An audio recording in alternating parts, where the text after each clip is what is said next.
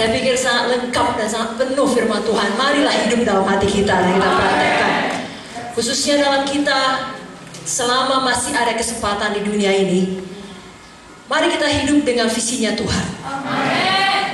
Kita tahu bahwasanya kita akan pulang ke sorga. Itulah hidup yang sebenarnya. Tadi sudah dijelaskan firman dari Ibu Munte. Setelah kita selamat, ada rencana Tuhan. Dalam mengerjakan rencana Tuhan itu tidak bisa kita melihat kepada yang dekat saja, sekedar memenuhi kebutuhan kita atau keinginan kita, kerinduan hati, ambisi kita, tidak. Tapi apa maksud Tuhan? Siang hari ini saya mau dorong Bapak Ibu Saudara, biarlah semua kita punya visinya Tuhan. Kalau namanya visinya Tuhan, karena Tuhan itu besar, maka visi itu harus besar. Kalau visi itu tidak sedemikian besar sehingga kita merasa kita mampu melakukannya, itu belum daripada Tuhan. Visi yang dari Tuhan biasanya akan membuat kita merasa tidak mampu melakukannya. Bagaimana ya cara melakukannya? Dengan apa yang ada pada saya sekarang ini, bagaimana saya bisa sampai ke situ? Itu baru visinya Tuhan. Kalau saya punya uang 1 juta, lalu saya bilang, saya bervisi beli koper untuk nanti perjalanan KKR berikutnya, itu gak bervisi. Dengan uang 1 juta, saya mampu membeli sebuah koper. Tidak ada yang perlu dipikirkan dalam hal itu, tinggal pilih aja mau koper apa, warna apa, besarnya bagaimana. Tapi kalau saya hanya punya uang 1 juta, tapi kemudian berkata, saya mau bangun satu gereja dengan gedung yang baik, lengkap dengan alat musik, di Pahejulu, nah, itu baru tidak mungkin. Tapi kalau itu ditaruh Tuhan di dalam, maka entah bagaimana 1 juta itu kemudian bisa menjadi satu gereja di Pahejulu. Jadi Bapak Ibu Saudara, masing-masing kita di tempat ini ada visi Tuhan bagi Bapak Ibu Saudara. Satu visi yang besar, yang melampaui kapasitas manusiawi kita, yang membutuhkan kekuatan supranatural, kuasa daripada Roh Kudus yang harus kita terima. Beberapa di antara kita mungkin pernah menerimanya, tapi redup. Biarlah siang hari ini kita hidupkan kembali. Bahwa sebagaimana yang sering kita dengar dan sering kita khotbahkan sendiri, tidak ada yang mustahil kepada Tuhan. Dan tidak ada yang mustahil kepada kita yang percaya. Jadi masing-masing para saudara, baik bapak-bapak hamba Tuhan, ibu-ibu hamba Tuhan, kakak dan abang saya hormati, seluruh mahasiswa IAR, anak-anak seret dan terkasih, jemaat Tuhan, pelayan Tuhan di Tarutung Setapanuli, biarlah sambut visi Tuhan yang besar itu. Saya yakin Roh Kudus bicara. Sama seperti kalau di Alkitab kita tahu ada seorang pemimpi besar, pemimpi ulung, namanya Yusuf. Apa yang dia mimpikan tidak masuk akal, bahkan seharusnya tidak boleh, karena melanggar norma di zaman kehidupannya. Dia mimpikan berkas-berkas gandum keluarganya tunduk kepada dia, padahal dia anak nomor 2 paling muda. Itu tidak boleh. Tapi Tuhan menaruh di dalam dia, dan dia jujur setia kepada mimpi itu. Dia ucapkan kepada saudara-saudaranya, kepada orang tuanya. Di kala kedua dia bermimpi, saya yakin Roh Kudus juga demikian para saudara. Roh Kudus berikan mimpi, tiap minggu misalnya ada jiwa bisa diselamatkan. Para saudara, iya, ada sidang yang menunggu saudara. Para saudara hamba-hamba Tuhan, ada kecamatan kabupaten yang lain, ada provinsi yang lain. Penuhilah bumi, tadi dikatakan kejadian 1, dengan anak-anak rohani. Mimpi itu biarkan hidup. Yusuf bermimpi lebih hebat lagi. Aku bermimpi matahari, bulan, 11 bintang sujud menyembah kepadaku. Tahukah saudara, pada akhirnya Yusuf sampai kepada mimpi itu? Tidak ada, amin? Tidakkah saudara rindu sebelum pulang ke sorga, saudara betul-betul sampai kepada mimpi saudara? Sesuatu yang tidak mungkin sampai saudara ke situ. Tidak ada jalannya bisa.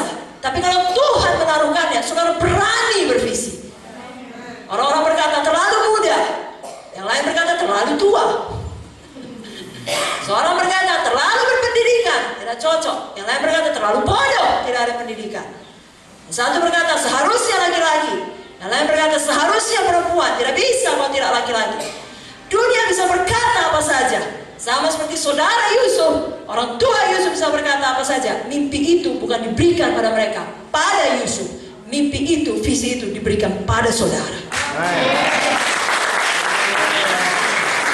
Sehari ini kalau nanti ada kesempatan selesai firman kita berdoa, hidupkan mimpi yang besar itu. Dan jangan pernah lepaskan lagi apapun halangannya, apapun kata orang. Sebagaimana Yusuf tidak langsung sampai kepada visinya. Bahkan selain daripada Tuhan Yesus, dia salah satu tokoh di dalam Alkitab yang sangat banyak menderita. Saudara pun jangan heran, biasanya semakin besar visi saudara, semakin besar panggilan saudara, pasti semakin besar penderitaan saudara. Kenapa? Karena karakter saudara harus berimbang dengan visi itu. Dan untuk mencapai karakter Kristus yang berimbang dengan visi yang besar itu, dibutuhkan bentukan, dibutuhkan waktu, dibutuhkan proses. Saudara suka makan arsik? Lebih lama dimasak, lebih enak biasanya. Kalau saudara masak arsik cuma 15 menit, saya tidak tahu arsik apa itu. Betul ya? Betul? Tapi kalau lebih lama berjam-jam, saya yakin sampai tulangnya pun saudara makan. Bahagia saudara karena sudah lembut. Kalau saudara mengalami banyak sekali persoalan penderitaan karena visi Tuhan yang besar tersebut, saudara, hati saudara makin lembut. Kalau Yusuf tidak mengalami banyak penderitaan, tidak akan pernah cocok karakternya sebanding dengan penguasa dunia. Itu kerajaan Mesir pada waktu itu adalah kerajaan dunia. Dan dia orang kedua setelah Firaun. Dengan kata lain, dia penguasa dunia. Dia memberi makan seluruh dunia, menyelamatkan seluruh dunia dari bahaya kelaparan. Itu sebabnya Yusuf, Joseph, itu gambaran Joshua, juru selamat. Bahasa aslinya, dia menyelamatkan dunia. Dan lihatlah Yusuf, tidak pernah ada tertulis satu rekod yang buruk. Setelah mengalami penderitaan, sama seperti Kristus, setelah mengalami banyak penderitaan, tidak ada dia membalas caci maki dengan caci maki. Saudaraku, mari miliki visi besar. Apapun bentukan, ujian, proses, penderitaan yang harus dialami untuk membangun sidang Tuhan di seluruh Tapanuli, baik di Mahejulu kemarin kita selesai KKR, dan visi besar apapun yang Tuhan mau bawa saudara sampai pada masa-masa, saudara jalani dengan setia. Ada banyak ujian. Saya katakan dengan singkat, kalau bisa dalam 10 menit ini, saudara dengar baik-baik. Ujian pertama yang dihadapi Yusuf namanya pengkhianatan. Kalau saudara mau sampai kepada visi yang besar, tidak bisa saudara lolos dari ujian ini. Tetap ada pengkhianatan. Dari siapa? Saudara pun tahu dari siapa.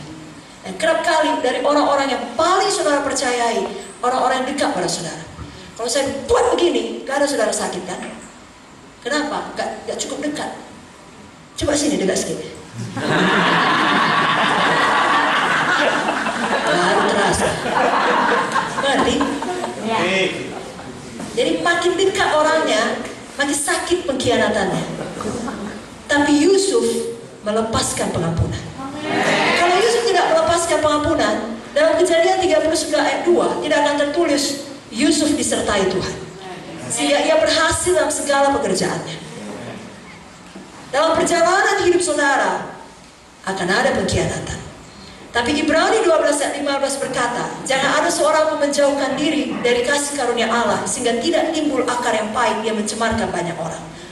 Saudara, kalau tidak melepaskan pengampunan, ada kasih karunia untuk itu, tapi saudara tolak.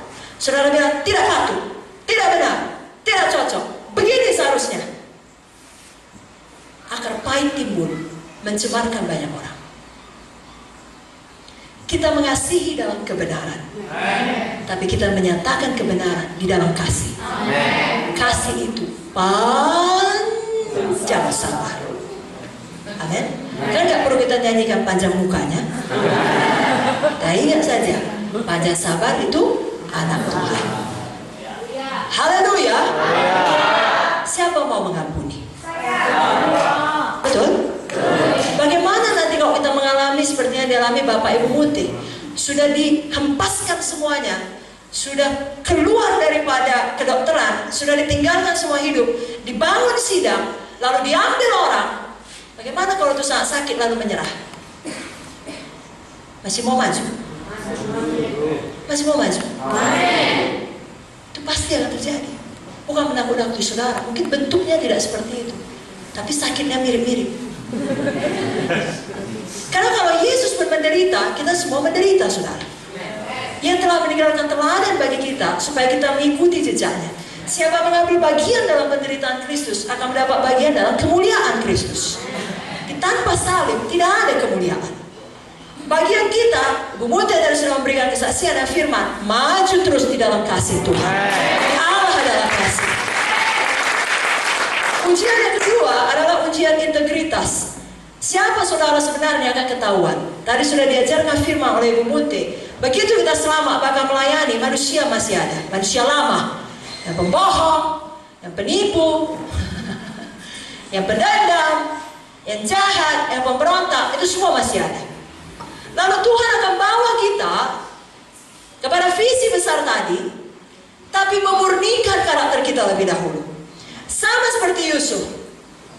Ada seorang perempuan, istri Potifar, tiap hari, terus menerus, bukan sekali, menggoda dia dan berkata, Yusuf, tidurlah dengan aku. Saudara, Tuhan tahu kelemahan saudara. Jangan lupa, setan pun tahu kelemahan saudara. Setan tahu dari mana saudara selamat. Lalu saudara bilang, aku mau melayani Tuhan, aku mau jadi hamba Tuhan. Pas saudara pikir setan menaruh karpet merah. Oh, dia sudah bukan milik kita lagi. Biarkan dia melayani. Oh, segala daya upaya akan dia buat supaya saudara jatuh sesuai dengan kelemahan saudara. Pada anak-anak muda biasanya kenajisan, segala macam lah, percabulan, kecemaran, hawa nafsu, seperti yang terjadi pada Yusuf juga. Jangan biarkan itu menggagalkan panggilan saudara. Bagi kita masing-masing ada ujian yang lain. Saudaraku, sangat menyedihkan kalau kita jadi hamba Tuhan, cakap kita nggak bisa dipegang. Orang nggak tahu apa integritas kita.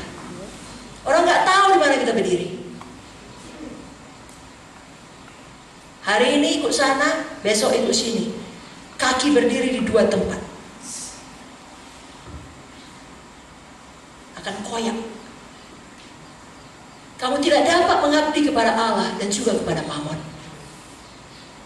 Bohong kalau saudara bilang, saudara mau jadi hamba Tuhan tapi masih cinta uang.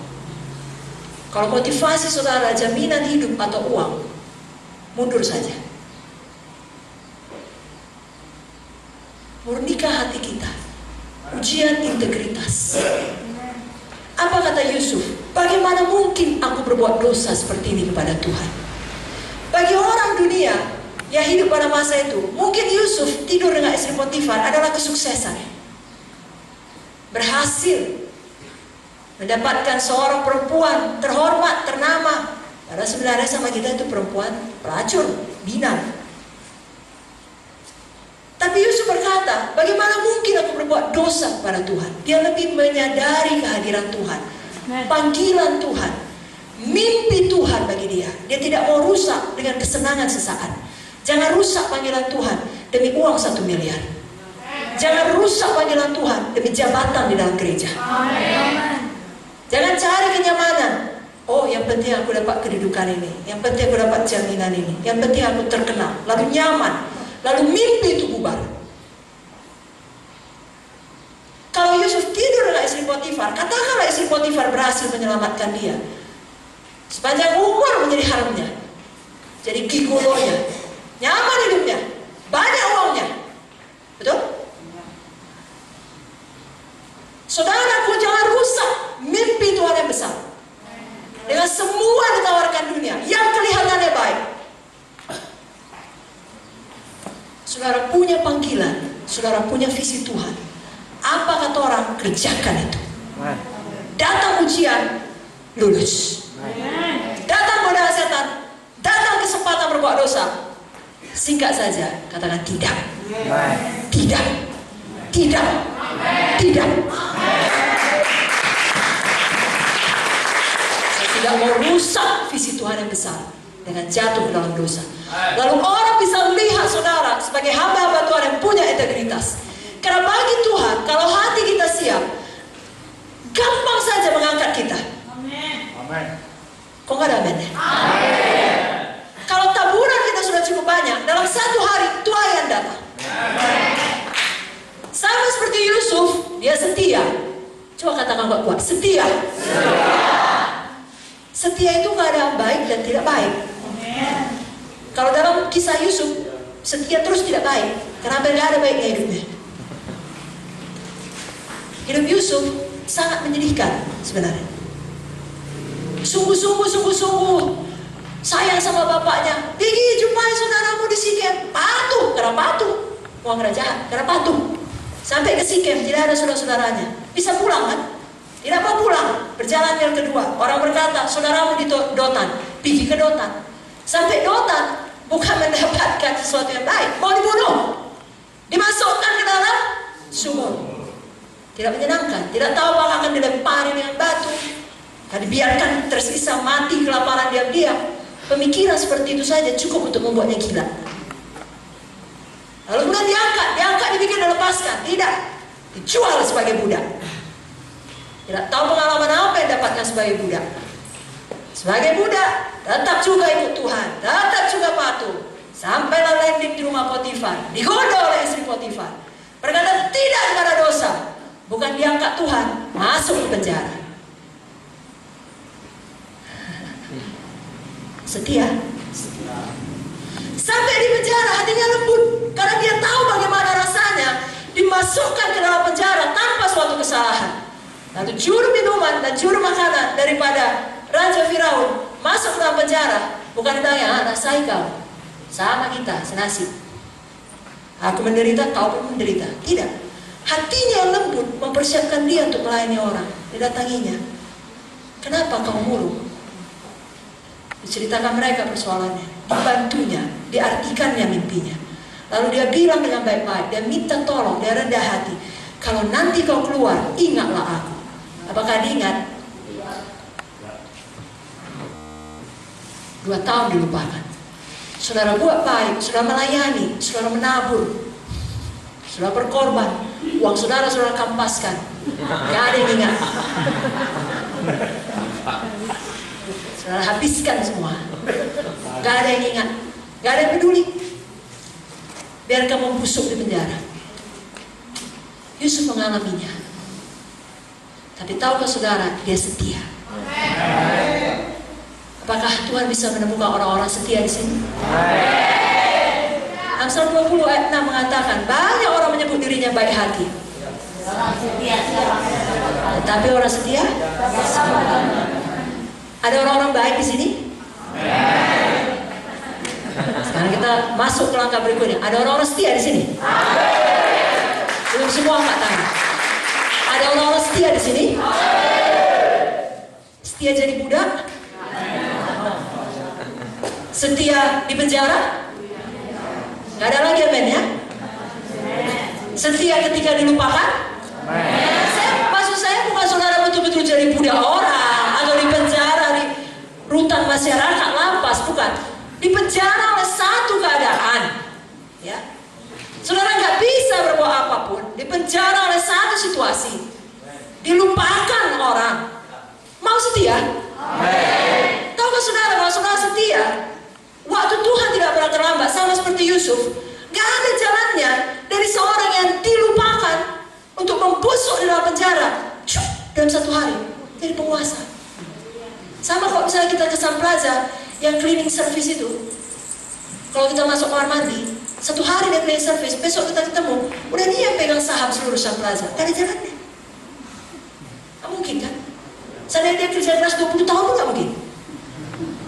Betul.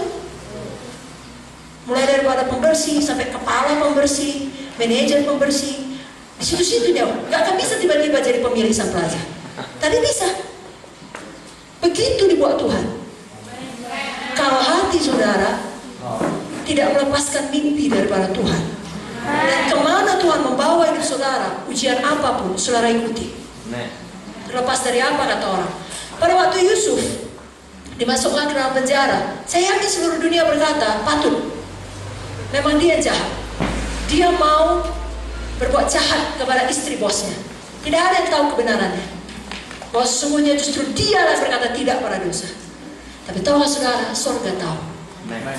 Itulah integritas, bukan reputasi. Reputasi apa yang dikatakan orang? integritas apa yang dikatakan Tuhan. Saudara pilih mana? Mau cari reputasi atau integritas? Jangan pernah lepaskan integritas. Saudara tetap setia. Saudara lulus ujian pengkhianatan. Saudara lulus ujian integritas. Lulus ujian kesetiaan. Tapi ada satu lagi yang terakhir. Seperti kita sudah siap KKR begini, sudah sukses. Lulus ujian kesuksesan. Jangan terpana dengan kesuksesan lalu tidak maju lagi. Karena tiap kali ada satu mimpi yang berhasil digenapi, Tuhan berikan mimpi yang lebih besar.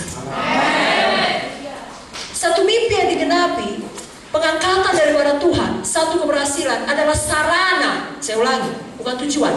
Sarana untuk mengerjakan mimpi Tuhan yang lebih besar. Untuk apa Yusuf diangkat jadi penguasa di Mesir? Oh, supaya dia bisa bilang, akhirnya saya berhasil jadi penguasa, di mana semua berkas gandum dan semua mimpi saya, bintang, bulan, matahari tunduk pada saya. Untuk itukah? Tidak.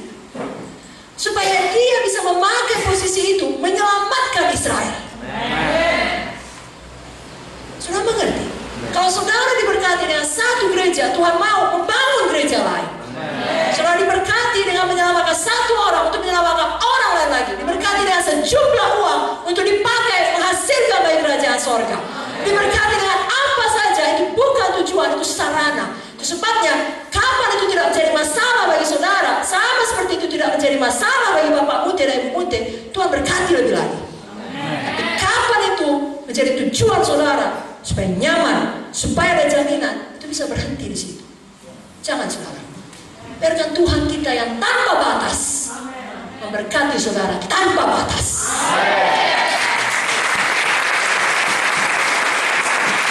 Itu hati Tuhan bagi saudara. Amin, saudara. Saya serahkan pada Ibu Pendeta.